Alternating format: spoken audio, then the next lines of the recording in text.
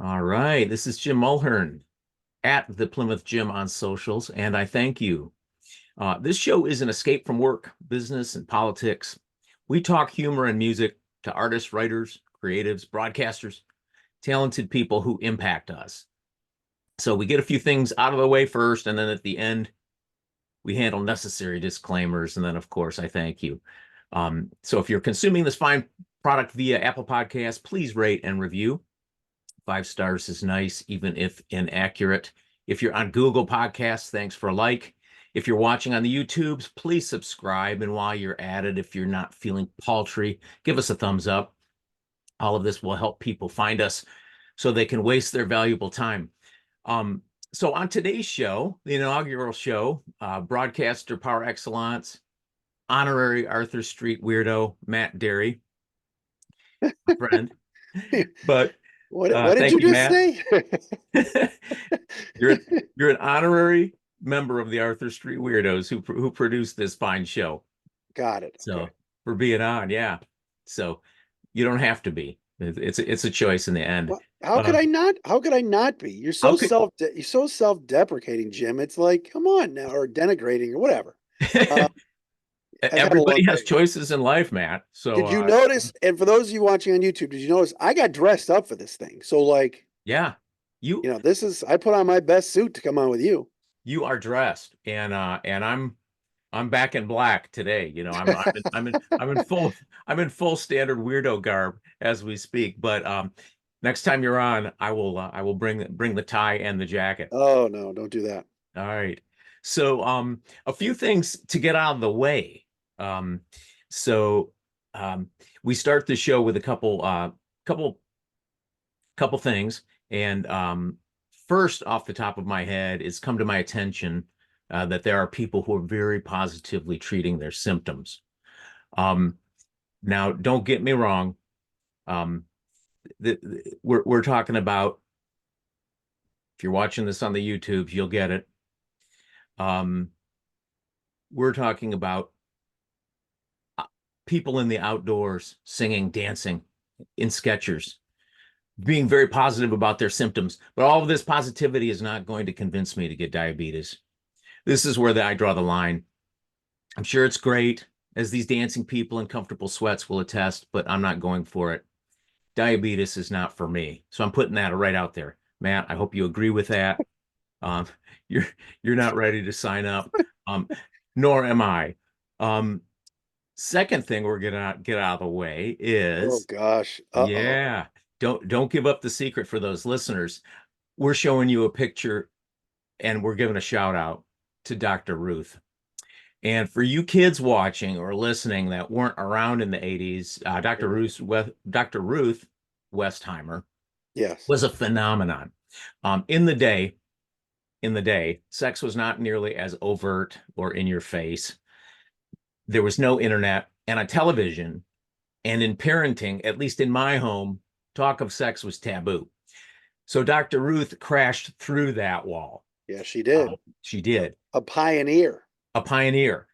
Her background is she's a German-American sex therapist, and she burst onto the scene seemingly out of nowhere. And her background is she hosted radio shows, but she got on TV and she ruled the talk shows of the day, Johnny Carson, David Letterman, and others. And she came on to demystify sex. So few knew that she was an author, that she was a professor, and that she was a Holocaust survivor. Yeah. but she permeated the culture for years and became a cult hero with her 5 foot frame, her thick German accent, and her infectious laugh. She was hilarious, but she was the real deal. Now, in our high school immaturity, we used to make fun of her. And to us, this Germanic elf was seemingly obsessed with the big O. And I don't mean Oprah, orgasms. Orgasms. We thought we were so smart, we were laughing, and this little lady dispensing knowledge out of the Keebler tree, right? Yep. But what we didn't seek to know was that she was an expert. And we sophomoric dullards were giggling about naughty parts while she was peddling truth, talking real facts about sex and intimacy. So, God, what we could have learned. So we get a second chance to get some wisdom. Dr. Ruth at 95 is now taking on the epidemic of loneliness. And she has an official position and a platform to do it. So loneliness is defined as social isolation and poor relationships, but it's associated with multiple physical and mental health issues, including anxiety, depression, cardiovascular disorders, cognitive decline, Alzheimer's, and weakened immunity. So she's publishing, again, the new book coming out called The Joy of Connections, and she has an honorary position. She was given this honorary position by the governor of New York, Kathy Hochul. She's the New York State Ambassador of Loneliness. So imagine at 95, she's out to educate us and eradicate this illness that affects so many people, particularly post-COVID. So shout out to her as an adult. I'm going to get past her fun delivery and her diminutive spunk, park my stupidity just outside, and try to learn something important. So I'm going to post a link to a recent New York Times article on her and on this subject in the show notes. It's likely behind a paywall, and if it is, email me at andithankyoushow@gmail.com, and I'll gift it to you. So before I get to my great guest and friend Matt, I need to remind you that I Thank You is brought to you by, hold please, Dynamic Breath Fresheners. And we'll bring them up. Is that really their logo? You decide. Dynamic. You Let me decide. let me do that. Let me do the live read, Matt. Okay. Do you Sorry. do you have bad halitosis? I mean, super bad halitosis? Then you need to talk to friend of the show, Herb Green of Dynamic Breath Fresheners. Yes, Dynamic Breath Fresheners of Ann Arbor adjacent uses new green technology to coat your throat with a thin layer of what I believe is pronounced sativa. Your breath will instantly improve, and in addition, your mood will as well. Dynamic Breath Fresheners guarantees at minimum that your breath will be different, and your attitude toward caring about your breath will be drastically less. Dynamic Breath Fresheners are gluten-free. Dynamic Breath Fresheners should not be used when installing any type of caliper. Dynamic Breath Fresheners paid for this ad, but we cannot divulge with what. Dynamic Breath Fresheners is a division of Puff Puff. You've had enough limited. Say what you will, it's dynamic. And I thank you. So back to us, Matthew. Hold on. So you said Dynamic Breath Fresheners is based out of Ann Arbor? Ann Arbor adjacent. Yeah, Ann Arbor adjacent. Yes. Okay. So send some over to Juwan Howard. Yes, if you Google them, you might find them. So what's up, Jimmy? Great to see you, my man. Yeah, let me read your intro. So God. For people who don't know you, so formal. Yeah, my guest is the pride of Cleveland and Syracuse University. He was on your radio dial, both on the FM and the AM. Static EAM? Cranky AM. That low voltage, that's right. Not 500-watt blowtorch. 50,000 watts during the day, but then gone by night. That's right. That's right. That's right. Not to be confused with the Sporty Cuts Network. Matt was a teacher and mentor of young men meant for others. He's a communications guru. He's a podcaster to the Detroit Lions Football Nation, which most of you know, a show called Locked On Lions, which you should subscribe to. Thank you. And Matt's a general mensch. I welcome you, Matt Dery, and of course, I thank you. And thank you, Jim. Yeah, good to see you, buddy. Yep. Let's get this out of the way. Jim Mulhern's son Oh, When I was yeah, teaching at U of D Jesuit High School, that's right. Ian was big time. He was like the student body president, I believe. Was he my first year? He was the president, was he not? He was not. He was something. Ian was Sarge at Was he Arms. Or, sergeant yep. at Or, arms? yeah, I think so. Yeah. Secretary. He was something. He was a part of the leadership team of the Yep. senior The student class, senate. and Yep. At U student of D senate, Jesuit. and Yep. went to Michigan. He's so you did all right, my man. You Well, thank you, Matt. Despite my humble beginnings, we turned out we turned out some good progeny. yes. Plymouth Gene and I.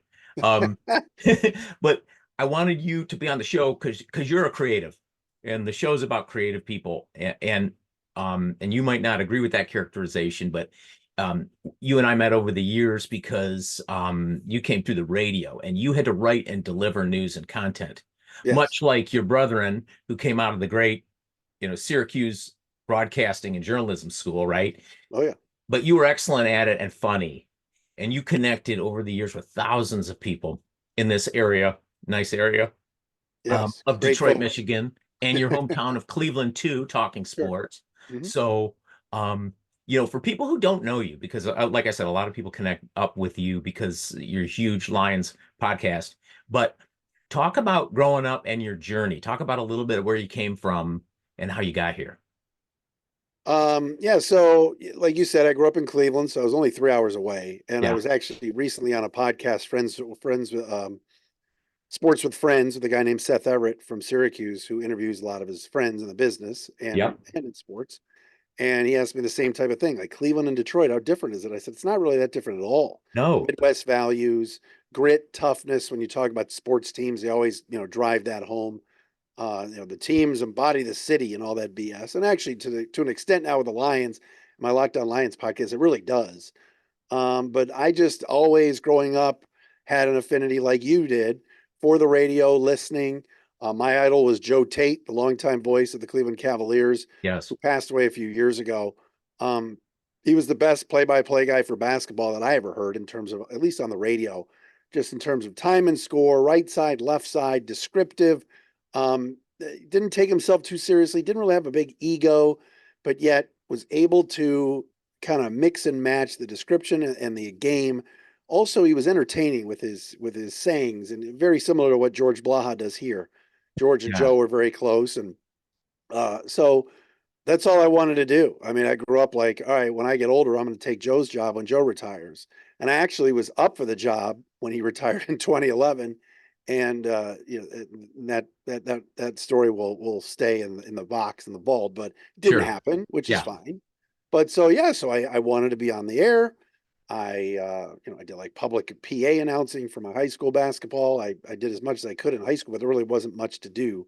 My senior project in high school was interning at a TV station, and then it was a no brainer to go to Syracuse for college because they had the station that had a sports department where it was all students. And I had a guy that I knew from overnight camp that was older that was there that said, "Look, I can get you in to at least try out, but then you're on your own. There's no it wasn't definitive that you'd make it." Sure. So Competitive. my senior class, right, of 1995, there were just four of us. So it was pretty cool. And this is the same station that brought us Costas and Marv, McDonough, Tarico, Yeah. Ian Eagle, Dave Pash, Nick I was going Wright. to ask you who some of your contemporaries are, but for us sports fans, we recognize those names. Yeah, I Yeah. mean, Dave. So Pash was a year in front of me. Dave Jagler, who's the play-by-play voice of the Washington Nationals, was 2 years in front of me. Ian Eagle was 4 years ahead of me. Okay. Zach Zaidman, who's now with the Cubs, Andrew Siciliano, Yeah. NFL Network, they were a year below me. John Bloom, now the voice of the Phoenix Suns, Matt Park, the voice of Syracuse, 2 years behind me. So all these guys and girls, Yeah. it's like a fraternity, really. And so when I got out, I went back home to Cleveland. I was on the radio there for a year, a station that was the second sports station. The station got sold. We all got let go. So I got fired basically at 22. And then I moved to Detroit because Dave Pash was here working at WDFN, and I've been here ever Okay. since. And then, as you know, I kind of just was on the air at DFN for 13 years. You were a regular caller. We became friends outside of the station. It was kind of funny. Worked in all sort of different environments in terms of I was with the morning show. I was with Stoney Wojo for years in the afternoons doing updates, Pistons pre and post game, fill-in talk shows, whatever. But I never really wanted to be a talk show host. I wanted to do play-by-play. I was doing University of Detroit Titans for Okay. years. The Pistons stuff. Once we got the Pistons on DFN, I became the backup announcer for Mark and George. When George had MSU games, I would do the radio. When Mark had Lions games, I would do the games. So it was a dream. This is all I ever wanted, was to be the voice, even if it was 15 games a year. I was doing NBA games. I was calling Pistons Knicks at the Garden, or was doing Wow. WNBA. So it was great. And then as I got older, it just, the Cavs thing didn't happen. I mean, Mark and George have been with the Pistons forever. Those jobs weren't opening. Was at the Ticket for 4 years. We got the Pistons there. Moved to 105.1, which was an unmitigated disaster. Did my own show there because it was kind of time, Jim, to do something different Sure. than just updates and helping Mike and Terry out. I love working with those guys. Don't get me wrong. It's an honor to be, when people say, oh, Stoney Wojo and Valenti and Foster, probably the two best sports shows, or duo shows to ever hit the airwaves for sports in Detroit. I worked on both of them. So For sure. it's awesome to be a part of those shows. Went to 105.1. That was a bleep show. And then decided that, like you said, I was kind of done doing this full time. Went to U of D High, taught journalism, speech communication, all that for 3 years. Now I run marketing and business development for two companies, Financial Architects Inc. out of Farmington Hills, and the Q5 Experience, which is exit planning. So, and I did the Locked On Lions podcast, came about in 2016, right after I got let go at 105.1. So it was perfect because I could still be a part of it. I did some fill-in shows in Cleveland, still do with the fan there. So I still dabble, but kind of all over the place. And but I like what I'm doing. And like I said, 5 o'clock today, I'll load up the laptop here and the equipment and do my Lions show. So it's been pretty good. I think that's more typical than atypical right now. We talked about careers before we started the show. Yeah, And that this notion that everybody's going to have a linear career first of all, careers aren't linear. They go backward and forward and sideways, right? And yeah, that's life. You talked about those jobs that didn't open up. And all of our lives are rife with those stories, right? Of what might have become, and the timing wasn't right, and whatever happened. Life happened. So that's really awesome. As you were talking about that too, it's interesting to think about. It's interesting to think about how life goes on, because you've got family, you've got kids, you've got all these things that happen that that are part of your real life, not just your work life, that also have a say in what you do, and ultimately your happiness, your kind of full life, your holistic life. no, you're So, you're exactly right. I mean, my daughter during the pandemic uh, started suffering from severe OCD, mm, and I don't talk about this a lot, but with you, I will. And so it's like, all right, this was right around the time I was kind of starting at Financial Architects, and I was at this. I had a hard time saying goodbye at U of D. I love those kids. Oh my mm, God, it was so rewarding, to hear people say you're really making a difference. Thanks for what you do here at the school, from teachers, from parents. I was in radio, Jim, for 20 plus effing years. I never had program directors tell me that stuff. I never had general managers go, "Hey, great job today, great show." right, How many of right. those Pistons late night post game shows that I did? I'm not saying I needed to get a delivery at 2 in the morning of some pizza from my boss, but it would have been nice the next day to one time hear from somebody to go, "Hey, this is good. Keep doing that." There were a few, but it was few and far between. And so that's the problem with the media business, is just sometimes the communications in communication business is really poor. So that was nice for it to be rewarding. But my daughter was going through this stuff, and it was hard. So it's like, what would work from a professional standpoint where you would have some time Hmm. to focus on your family? Because you're right, these play-by-play announcers or these talk show hosts that are traveling or have these time slots and they can't be budged. Um, the guys at Financial Architects and the women there too allow me to have such schedule that, hey, they know that I'm out there developing business, doing our marketing stuff, and allow me that if I need to be on an appointment with her or whatever it is, that we can make that happen. And you're right, I never would have drawn this up 10 years ago Yeah. that I'd be a marketing guy. People say all the time, "Where'd you get your marketing degree from?" I said, I didn't. I was in radio for so long. I know what's good. I know what works.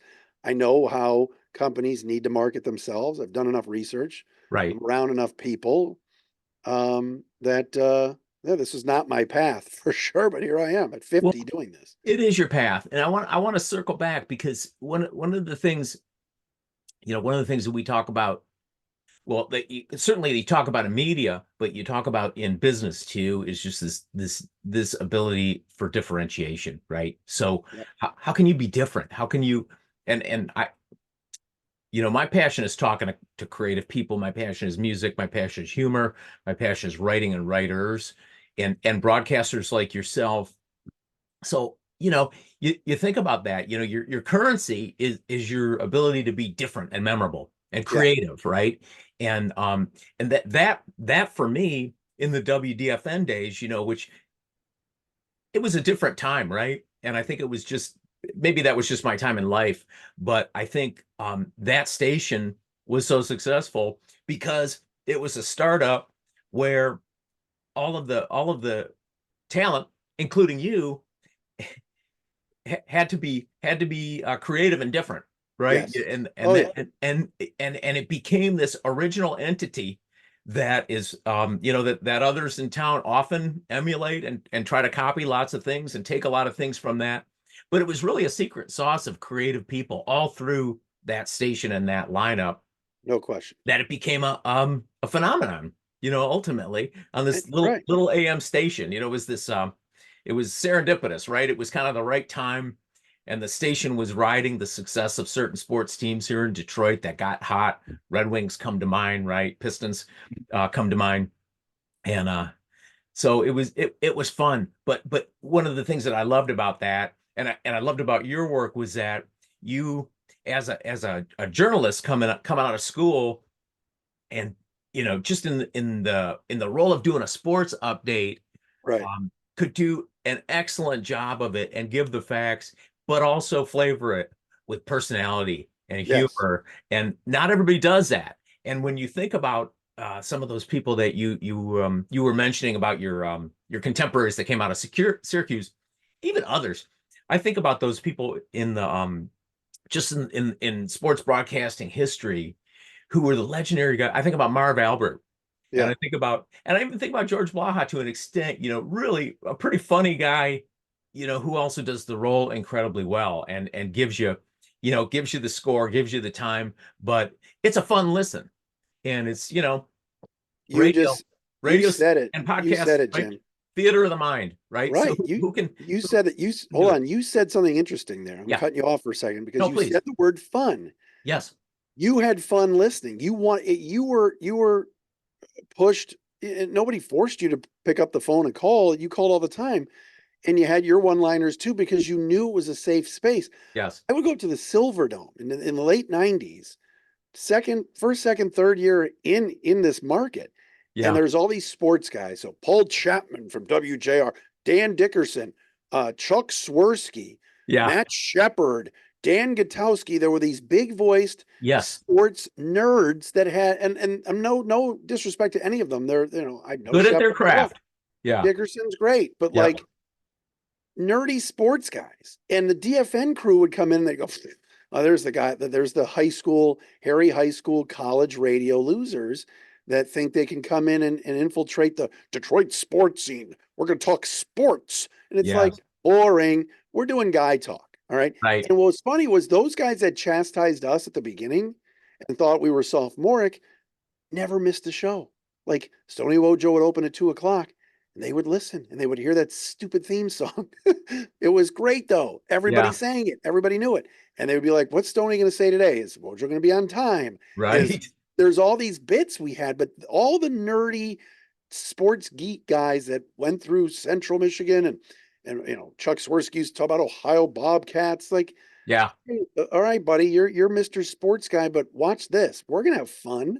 We are gonna do sports. We're also gonna do guy talk, and Yeah. people like Plymouth Jim, you, and all these others are going to call in.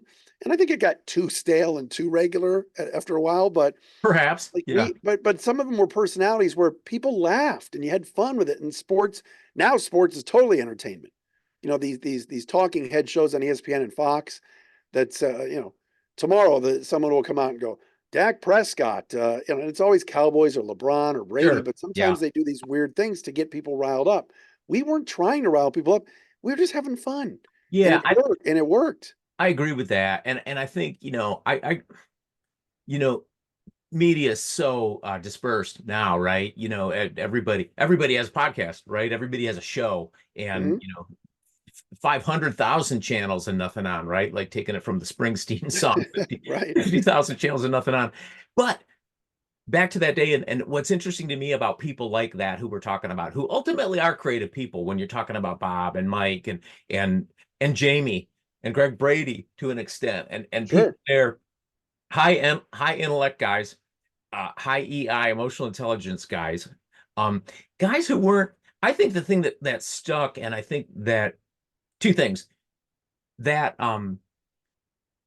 their stickiness was because I think people could relate to them. Yep. They were somewhat regular guys, but they were really smart and really funny. And it wasn't all guy locker room talk, right? They didn't dumb it down for the audience, right? If you got it, you got it, and if you didn't, you didn't, and that was okay.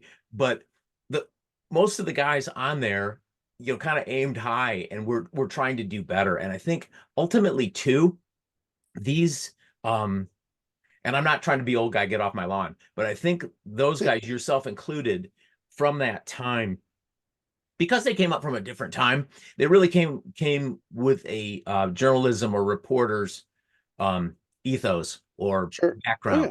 So Yeah. that foundation. So and times change. So one of the things I want to talk to you about too is just kind of this kind of the evolution of media and broadcasting. And I think ultimately, I think the best people who are out there, whether they're doing sports play-by-play or host a sports show on television or do sports journalism, long form or short form, they're generally the guys who can write. And if they can, I think some of the best on-air personalities, not all of them, but most of them can write and probably did do writing and reporting and kind of understand the difference between um, reporting and giving editorial opinion versus now there's such a blurring of the lines because so many of the teams are starting to own the broadcasters. So, are the people who are doing the broadcasting, do they have journalistic chops? Are they giving you the straight truth, or are they bought and paid for by the home team? Right. Right? Are they cheerleaders? Something that bothers me a little bit because it's easy to root, but I kind of want facts, and I want somebody who can bring me content and bring it well and write it well, but give me the facts and bring me some insight about really what's going on, through a lens of reporting. So I'm talking a lot, but I'm just interested in your take on that Yeah. about sports journalism going forward. Do you have the same feeling that I do, which I see sports reporters and then I see sports cheerleaders, and do you see that? I do. And I think that unfortunately in some local markets it's a lot of business and it's a lot of, right now this Bally sports situation. Mm, So the people at Bally's, especially in the local markets like here in Detroit, yeah, they're terrified that Illich, Goris, whomever is going to say, you know what? We're done with Bally's and we're going to do it in house. mm. And so they're all out of a job. So they've Until kind they of get got them hired, until they get right. hired by that, Well, they could, but yeah, by there's the a home team. chance they don't. So, There's a like, chance they don't, right? right. So, when the Tigers are losing 10-1 and they've lost four in a row, and you go to the pregame show and I hear Johnny Kane, and this isn't personal. I Yeah, know Johnny a little bit, but yeah, Johnny Kane's going, "Hey guys, I got a good feeling about this club today." Why? Don't lie to us. Like they suck. Right now, the Tigers are going to be better this year. I'm not saying everybody calm down. yeah, You know, the other day I was actually in the car and I don't know why I had this on, but I did. I put on 1270 and the Tiger game was on. I just yeah, was listening to like a little bit of spring training. yeah, And Dan Dickerson actually, stunningly, said another Javi Baez strikeout. And he said to something, and Craig Monroe, I think, was on with him, and he yeah, goes, "Greg, I don't see much difference from last year. He's swinging at everything out of the strike zone." I'm like, "Whoa, that's a rarity from Dan because right, Dan's paid for by the team." right. Like, I'm not saying Dan's a shill. All right, Dan Dickerson's really good, Yeah. But these spring broadcasts mostly are, oh, we got this guy that we picked up. He's 30 and he's a left-hander. And I'll tell you something, he's got good stuff. No, he doesn't. If he had good stuff and he was lefty and 30, he wouldn't be on 10 teams. But let Come me on now. follow up to You that know? though. Follow up. When you use an example of Johnny Kane and then you use an example of Dan Dickerson, Kane is employed by Bally, Correct. correct? Dan Yes. is employed by the Tigers and the Tigers Broadcasting Network, right? Right. Okay. So, and I see that, right? And um, honest question, is it me who's too much of a critic who says, boy, I really I don't want to, if I see another sports broadcaster at the bar with the fans passing the microphone around and asking them if they're fans of the Lions, whether they wear Lions jerseys and hats, and Yeah. it just doesn't add anything, right? I mean, it's not creative, right? Back to the original thought about where's the creativity? Because I don't know, maybe they're just employed to kind of do what works, and they figure, hey, the audience really just wants camaraderie and they want to see their fellow fans having a good time. I guess I get that. And maybe it's not his job, but he's a cheerleader. Dickerson's a good play-by-play guy, and I really appreciate that because I don't listen enough on the radio. I watch the broadcast. I'm going to be Right. interested to see how Jason is it Benetti? Yeah. Benetti. Benetti. Yeah. He'll be great. Yeah. He's really good. He's getting great press, and he clearly he's respected. So that should be fun, watching Yes. Tiger broadcast with a new voice, somebody who's from out of town too. So we get a little Which we've fresh needed in this perspective. market. We've Yeah, needed that yeah, in this market. And obviously Dan Miller came from DC and he's done a whale of a job here. And there's been others, I came from out of the market. Jamie came out of Samuelson came out of yep, the market. Same with yep, Stoney. yeah, But yeah, it's interesting. I'm not saying that Johnny is being told in his ear, ham it up, but I yeah, think that unfortunately with Bally's, the terrification, if that's a word, of Illich saying or Goris going, we're done and we're going to do our own thing. So Bally sucks up to the teams in order to keep the rights, and I think that sucks. I mean, the yeah, Pistons went through a stretch like no other. They broke the record. All right. And to go back to the studio, I'm Tim McCormick's a friend. Tim's a little bit more harsh yes. and more real on those studio shows than some of the others. But like, hey, great effort tonight. Great effort. You lost by 40. Why would you lie to these listeners and these viewers? This isn't the best sports town I think there is. I didn't grow up here. I think Detroit's awesome. Like Let's stop lying. Like, come on. let's talk about that because that was one of the things I want to ask you about, because growing up in Cleveland, coming here, there's so much analogous of Cleveland market to Definitely. Detroit market Oh yeah. too, right? And people from outside of the Midwest, I guess, love to lump us in as Rust Belt and whatever else. It's cute and it's kind of a lazy analogy, um but we who grew up here, right? We don't have that perspective. And so everybody says, oh, this is a great sports town, or this is the great sports town, and you've lived here 30 years now, right? Yes. Yeah. So, Close to 30. Yeah. yeah, so maybe some of the edges are worn off there in terms of outsiders' perspective. But what do you think about that? What do you think about, can you compare sports towns, or I'm just interested in what an Oh outside yeah. perspective of Detroit is, other than the kind of lazy you know uh the old Detroit that was beaten down, and the Detroit that I grew up going to, and during its rough times, right after the great times, Well, when we were the kings of the world during the automotive boom. I do think, Jim, that the Lions have helped tremendously with the image of Detroit. True. They were America's team this year. I Yeah. mean, people looked up at the Final Four of the NFL and went, "All right, Raven or Bills, Chiefs. We've seen this before. Yep. Niners, old bit. They've been around. Oh, Lions. This is fun. Look at their coach. He's got a dip in his mouth. He's one of us, Yeah. and it was refreshing. And Jared Goff got flipped away by St. Louis by the Rams, by the LA Rams. And can't believe I said St. Louis. God, I'm old. Yeah. Yeah. Yeah. Yeah. But it's like the Lions really, really were such a shot in the arm. And the town is better. And it's a great sports town because it's got the four major teams. I mean, even the puck bunnies and the hockey nistas, as we used to say, Yeah. it's still, I know it's a smallish group, but those Red Wing fans are diehards, man. They watch, every game. When the Pistons are good, this becomes a basketball town. It's not great. I think it's more bandwagon than anything. Yeah. Baseball towns, you want to compare Cleveland and Detroit, and you know how big of a Guardians fan I am, but the Tiger Yep. fan base is much better than the Indians Really? slash Guardians fan. Yes, Hmm. absolutely. Okay. Tiger Interesting. fans show up. They know baseball. I'm not saying Guardians fans don't know the game, but attendance in Cleveland, even with good teams, Yeah. Francona led teams, a World Series team in 2016, have trouble drawing. And it's a really good stadium. It's a superior stadium, Progressive Field, to me, to Comerica Park. Um, and then football is the same. Browns is king in Cleveland, so's Lions here. But I Okay. think because we've got Michigan and Michigan State close by, you got enough of the directional schools, like for example, right now, Oakland University could make a run and get into the NCAA tournament. That's something that they have Cleveland State, but it's not the same. Right. Oakland, Yeah. has, and there's Detroit and Eastern, Western, and Central. So Detroit's an unbelievable sports town, Yeah. That's and that's interesting it's perspective. awesome.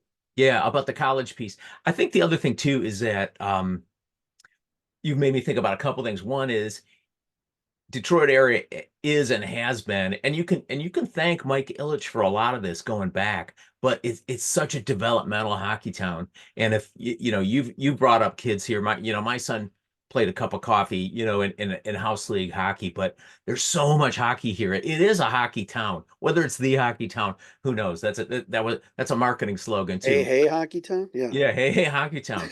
Raise those hands. that's Um, right. but but But it is a very good hockey area. well, And even and with when the Plymouth Whalers are around and the yes, U.S. national team in Plymouth, you're close by to Windsor. So I think OHL's Detroit, around. I Detroit, remember yeah, years ago, you remember this. We had the Plymouth Whalers on 1310, our sister station, when we were at DFN. okay, Dawn Belizean was doing post game shows during the Plymouth Whalers playoff run, and the lines would light up. And I'm like, yeah. people are listening to this? It was unbelievable. I'd have a Pistons game in the studio next door to Sean, and he's taking calls. I'm like, who's calling in talking about the Plymouth Whalers? He goes, Matt, you wouldn't believe it. So it was pretty cool, like just to They see that. they're a unique fan. They hockey fans. Yes, We had Vipers too, believe it or that's not, right. playing out of the Sold Palace. sold out at Yeah, I times up mean, at the Palace. it's crazy. I think to put a button on this, Detroit is also a hoops town, and that's what's so disappointing of about the Pistons. And I thought it was a great move moving downtown. I still think it is. And I think everybody's pulling for that team, right? Because I don't think it's a bandwagon basketball town. I think it's a basketball town. I just think the product's been so bad for so long. And I don't know, time will tell us whether Tom Gores will have been the right owner for that team. And, you know, but um as we're wrapping up here, Matt, because man, this has been great. We've talked about all of our passions, Detroit sports media, but I wanted to talk to you about Detroit and journalism, which you talked about. Um, Talk about a few broadly, Mhm. like what because I'm getting back to kind of content creators, and this could be music, this could be humor. I'm always looking, and I don't know if you do. I lean on my kids too, for show me hook me up on some good music. Who's new? Who are you guys listening to? Right? They're college, they're post-college age, but what give us some things about music or humor or comedians you're into or just general content that you might hook us into. I wish I had more time, and Yeah, this is something that I'm working on, and my wife is helping me. you're having I a wish life. I wish Yeah, I yes, I wish I had more time to dive into some of that. Like yeah, seriously, like I'm nonstop and it's yeah, bad and it's bad. Like yeah, I've got to slow down. I yeah, am obsessed with work. I'm obsessed with my 17 different things I'm doing. yeah. Then the podcast, then whatever. And then at night I'm just like, you're right, I'm almost just Matt, you're riding that wave, and I've been on that wave. oh So yeah, don't beat yourself up I over know. it or because of it. You But you'll get to that point. to, to answer your question, like Yeah, then I'm decompressing at night on some shows, yeah, college basketball right now, and then once the Guardian season starts, my poor wife knows what's going to be on the TV at 7:05. But yeah, in all seriousness, it's like I work closely with a guy at a company called Media Genesis. His name is Antoine Dubaclard. He and his business partner Brad, talk about content creators. They're really, really good if you're looking for a marketing team, Mm. and can help you, whether it's social media, whether it's your website, whether it's videos. I think Antoine is brilliant. Look at you plugging your friends. Well, a Think little that's bit, but awesome. Yeah. um, But what if music. you if you're binging a show, what would it be? Well, I mean, Ted Lasso to me was groundbreaking. Okay. And there's some people that tell me, "Oh no, The Bear is better." No, it wasn't. And I know The Bear won every award, Yeah. and Ted Lasso won nothing. But Ted Lasso to me connected so many different things for me in terms of sports, in terms of my family, my wife, everything, the mental health stuff, stuff my daughter went through, all these things. I thought it was, divorce, which I went through a long time ago. Right. Um, and it was like, I thought that was absolutely brilliant. Somebody feed Phil. Have you watched that on Oh, Netflix? Phil Rosenthal. No, I know Yeah, of it, but I haven't watched it. it's Jim, you got to watch. It's Yeah. brilliant. It's back Okay. for another season. I thought that was awesome. And I'm happy that Jon Stewart is back on Monday nights on Comedy Central. And I don't want to go political. Yep. And some people might watch this and go, oh, liberal. No, no, no, no. Jon Stewart's funny and brilliant. All right. He did a takedown of Biden 3 weeks ago. So like Yeah. I just think that he's pretty darn good. And occasionally, my wife my wife got me into Sister Wives Oh, on no. Sunday nights. Oh, Oh my gosh. It actually is pretty entertaining. And then one of the sister interesting. wives broke away from the family and she got remarried to somebody else. And it was like Christine. So now I'm involved in that. So Oh boy. that's kind of where I am Whew. with that. And then locally, and I know this kind of scratches your itch Yeah. in terms of, I still think Mojo at Channel 955 is excellent. I do. He's a friend, yes, but I'll put on his show sometimes in the morning just to get a laugh, and Yeah. it's local. I know now, like Okay. everybody's listening to terrestrial radio. Mike Valeni is still to me the best there is in terms of sports, and I'll put him on in the afternoons. Okay. Um, but those are I don't know, locally, that's kind of where I go. That's And good. then the That's good. Sirius XM NBA radio in the mornings, Brian Scalabrine and Frank Isola, the Okay. starting lineup. Yep. I'm not even as big into the NBA as I used to be, but those two guys are entertaining. And so I want to hear Frank bust. And knowledgeable too. They are. I like when we can get that together and really get some people who are plugged in. So that's awesome. Yeah. That's a Have you great heard take. them? Have you listened to them? A little bit, but it's analogous to Pro Football Talk right in the morning with Yeah. Florio and Bill I Sims. know that's where you go. Yeah. Well, but if you're interested in football talk, or but I'm NPR too, and I'm all over the place. So I like a little bit of everything. We've got an embarrassment of riches. So we got to wrap up. And if you want to stick around for credits, we'll whip through them really, really quickly. But this is the time I have to say, and I thank you, Matt, for coming on and enlightening us and talking about all this stuff around Detroit sports radio, Detroit as a market, and just general thoughts. So real quick disclaimers and thank yous. So and I thank you show may make you drowsy. Side effects may include dry mouth, heat sensitivity, and or chortle. Do not take sedatives prior to listening to this show. It is a natural sedative. Repeated listenings may lead to feelings of lightness of being, joie de vivre, and or priapism. Listening to this show may make you a weirdo, but I'll be the judge of that, like you, Matt. You're an honorary weirdo. If listening in Russia, steer clear of open windows. Guests appear courtesy of themselves and are apologized to after the show. And I thank you as a production of Arthur Street Weirdos, written by yours truly. Theme music is by something called Royalty Free. Logo and brand creative. Thank you, Brad Lutz. Thanks for listening and watching. Comments and correspondence, shoot us an email. Shoot me an email at andithankyoushow@gmail.com. And thanks for listening and watching. And I thank you.